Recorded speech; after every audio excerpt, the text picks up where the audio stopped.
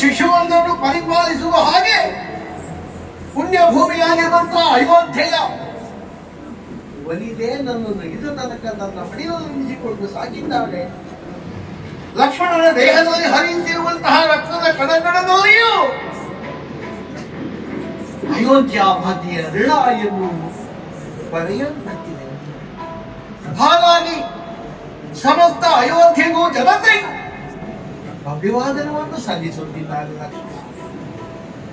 ಶಿಕ್ಷೆಯಿಂದ ಪಟ್ಟು ನಿಂತಿದ್ದೇವೆ.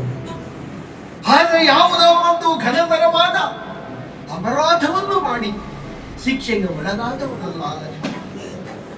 ಅಯೋಧ್ಯೆಯ ಪುಣ್ಯಮಣ್ಣನ್ನು, ಅಯೋಧ್ಯೆಯ ಜನತೆಯನ್ನು, ಅಯೋಧ್ಯೆಯ ಸಕಲ ಸಂಪತ್ತನ್ನು ಉಳಿಸುವುದಕ್ಕಾಗಿ ಲಕ್ಷ್ಮಣ ತನ್ನನ್ನೇ ತಾನು ಬಲಿಯಾಗಿಸಿಕೊಂಡಿದ್ದಾರೆ ಎನ್ನುವ ಸತ್ಯ ವಿಚಾರವು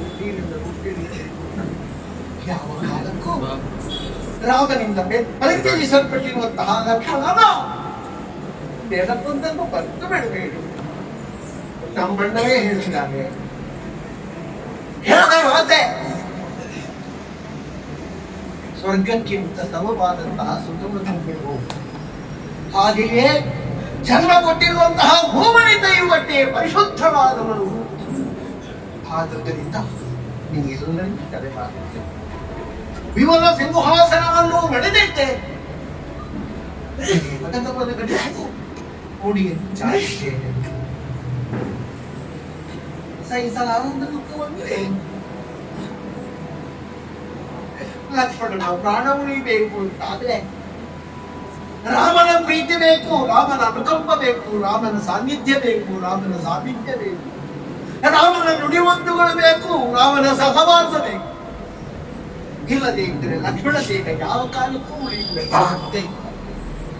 ನನ್ನ ಜೀವದ ಜೀವವಾದ, ನನ್ನ ಬದುಕಿನ ಎಲ್ಲವೂ ಆಗಿರುವಂತಹ ರಾಮನನ್ನು ಬಿಡುತ್ತಾ ಇರುವುದಲ್ಲ, ನನ್ನ ಪ್ರಾಣ ಪಕ್ಷಿಯನ್ನೇ ಯಮನ ಕೈಗೆ ಒಪ್ಪಿಸಿ ಹೋಗುತ್ತಾ ಇದ್ದಾರೆ.